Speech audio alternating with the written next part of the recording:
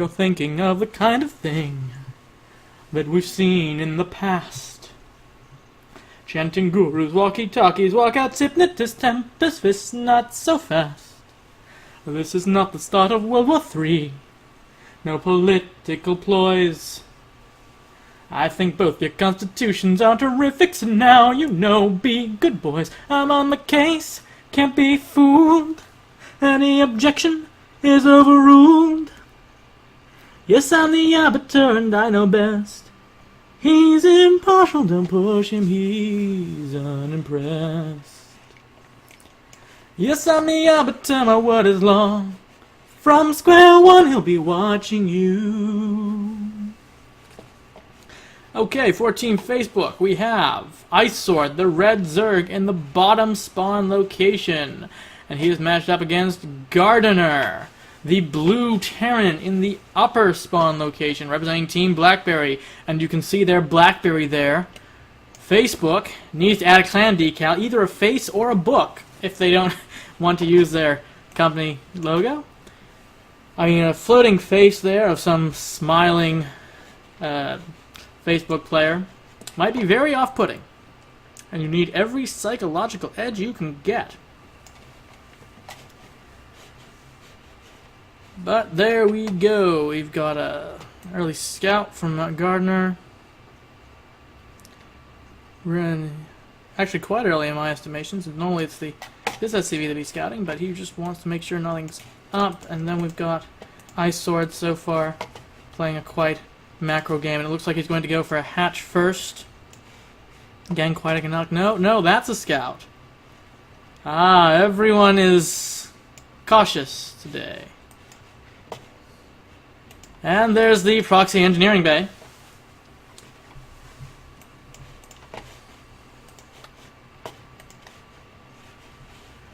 Skewing SCV is not good. Well, it depends on whether you want more macro or more harass.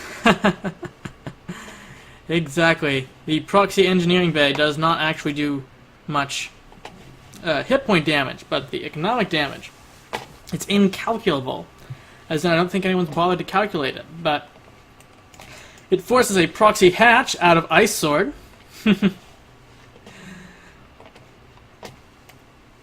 Let's see how that works. I don't know, blocking the Terran Natural is not quite as good because they just build somewhere else and fly over. Zerg, you rarely do that. Getting the wings upgrade for the hatchery requires some very special mods, so normally you wait until it's gone, then start building your expansion. Still very... nothing really out of Gardner yet. Then we've got speed and... yeah. Then he spots it. Wow. One base shenanigans both sides.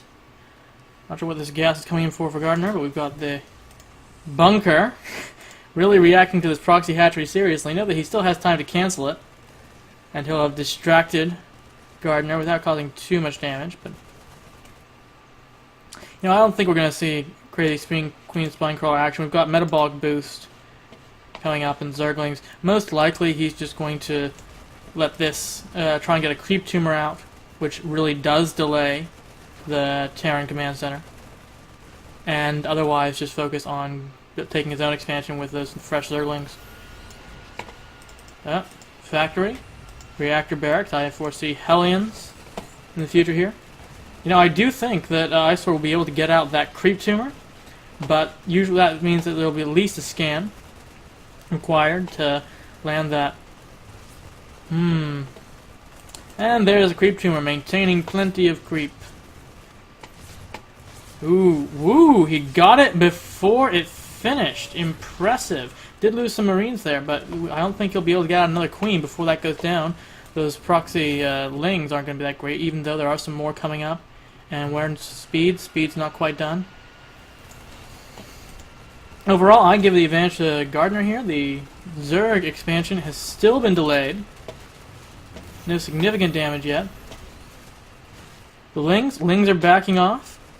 Not going to try and follow this up for Big push, or is he? No, he's just throwing in more Swellblings. No Banelings, but he does have speed. Gardner's going to be forced to fall back behind his wall while those Hellions upgrade.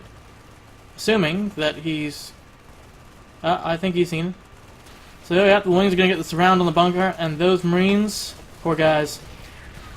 Hellions behind the wall. Okay, this is at least going to delay the Hellion harass. We'll need to get a few more Hellions before he can start pushing out against these Zerglings.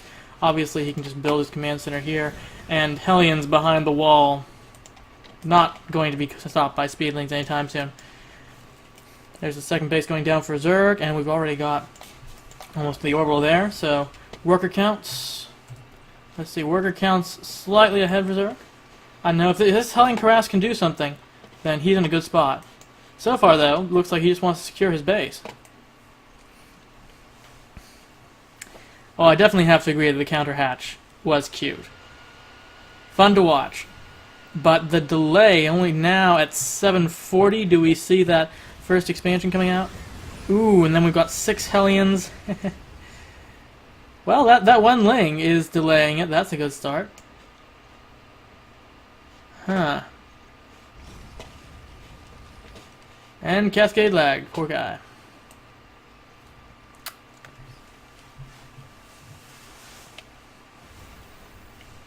Well, that extra bit of delay from that dead Ling might be able to allow him to get a defense up. I'm not sure. He only got a Spore back in the main. If the Hellions can scrape by this. Spinecrawler not up yet. Good Roach Warren wall there, though.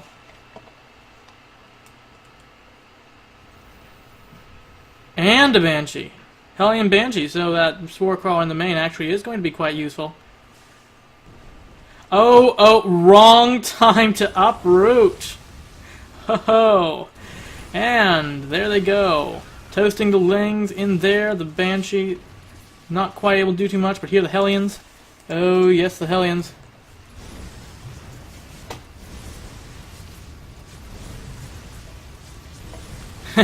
Taking out Queens. Now that's bold. But what much can he do? The Roach Warren is finished, but he doesn't want to wait for it, it seems. He's still building Lings, Speedlings. And there, ooh, there go the, ooh. Workers killed. 18, 19. Don't mention all the Zerglings there. Ooh. Does manage to get all the Hellions. Does manage to have a huge total of drones behind that. But Terran is still ahead in workers. They're the worker numbers. The smaller one, unfortunately, is Zerg. Actually managed to keep a decent amount of drones alive at his expansion. But, yeah, very painful. A lot of damage there. What do we have? Lings trying to do counter damage. They get 1! Will they get to 19? No. No, not quite. Doesn't quite even the score there. Still a worker lead for Terran. Bit of lost mining time, and now a bit of lost Zergling time there.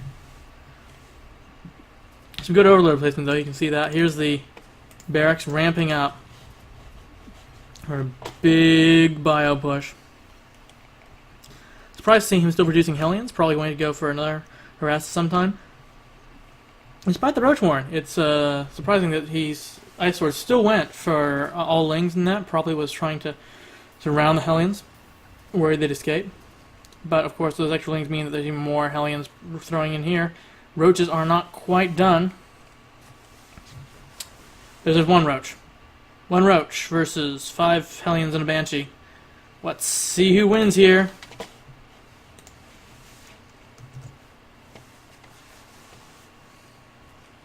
The Hellions are checking for a third while the Banshee just starts engaging, making it look a little more air, and then we're in.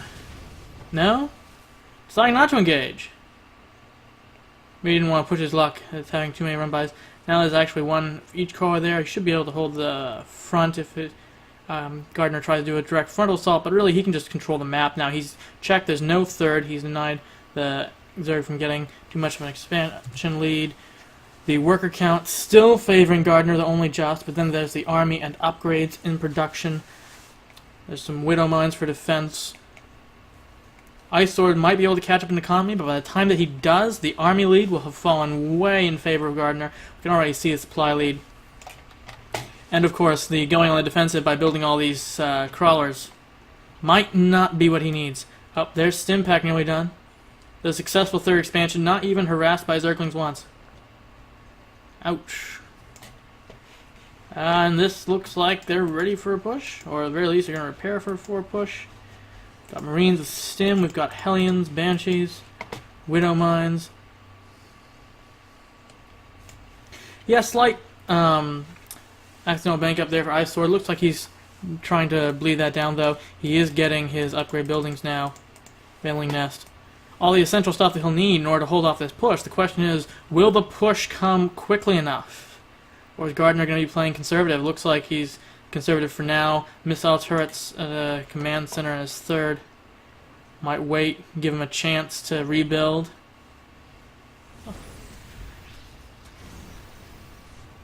Which he needs. That was a significant fraction of his army supply there that just got lost at that watchtower. Unfortunately, that is a bad SCV placement there. Poor guy. The missile turret protects him from far too much. On the plus side, there's very little Zergling surface area. And is that going to turn to a planetary? We'll see. For now, it's just going to be a... Ooh. Very good. Zergling's trying to flank. Hellions catch them. Zergling's going direct to the Marines. Not able to do anything. Overseer down. This push is going to be hard to stop. And there's the Spore Crawler. Provides the detection you need against Widow Mines, except that, well, you also need army. Oh! And those drones managed to juke a few shots. Not that bad. Not the best Widow Mine hits, but he needs some army to hold this off. And where is it? We've got Marines with Stim, combat shields, and 1-1 upgrades. We've got nothing there. We've got Mantric feeling that his team should surrender. Or at least one of his teammates. And there's a flood of Lings just not coping. Now, I wouldn't say those are the best positioned Widow Mines, and they're still not on cooldown. Oh, decent hits there. Still some Banelings. Ooh. Yeah, that's a bit of a failure to split there from Gardner. He has lost a surprising amount of this army. I do think that IceSword will be able to hold off this attack, but he's lost his third. He's suffered some economic damage, and at least a few brave soldiers get out of there alive. Counterattack against the Planetary Fortress? Well, let's see. Banelings. Those actually do have a chance against Planetary Fortress. But it doesn't look like he's going out there. We've got the barracks. After producing some more barracks. Finally, 1-1 is coming in for our Zerg player. Looks like he's going for a Ling-Baneling composition. He's got the Spire for the Mutalisks, but I'm not actually seeing any Mutalisks yet on the field. We really need those to stop the Medevac from just running back. There's the Banelings trying to control the center of the map. Of course, he's a full base behind, so controlling the map and containing his opponent on one more base than him. And there's the Ultralisk Cavern. Ooh, if he can get 1-1 Ultralisks out, he'll need a lot of them. Well, we'll find out. Here's the battle. Try and juke him out. Oh, he catches the SCV transfer. Great, he runs up into the wall trying to... Oh, not a wall! That was amazing. Run by, he destroyed... How many? You got one worker earlier. That would have been like 22 workers there. That was pretty good. Devastating blow against the SCV count. Still ahead, because he's a full base ahead. But it does work. Does help. Now he just needs to have that sort of impact on the Terran army. Unfortunately, losing all those Banelings and SCVs doesn't help when the enemy has a larger army anyways. Ooh. And where are those Baneling hits going to end up? No! Pretty good split there. Baneling hits, quite ineffective. He takes out that attempt at the third. He still has his opponent contained on 2 bases. Just pushing right in there with his Marines. See, he's got still only 1-1, but I think that will be enough. Nothing but Zerglings there. He's producing his first Ultralisk, but I don't think that one Ultralisk can stop this. He'll need great Baneling detonations as well. Nope, second Ultralisk getting started. It's a start. 2-2, about to finish. And those Baneling detonations, everything rides on that. But good split by Gardner. Not a devastating loss to those Banelings. Now the Marines are free to just go in and slaughter everything. I think that the Ultralisks, if they pop out in time, could repel this wave, but see the reinforcements streaming across. Here's our first Ultralisk, our hero for Zerg. And can he get behind the mineral line? No, the Marauder's tanking him. Ho, that's ouch. There goes his one last and only hope. That's a lot of medevacs still alive. This is what happens when you skip the mutas. Pretty much a medevac for every Marine here. That's going to make Zerglings extremely difficult to stop. And then, ooh, here's two Ultras.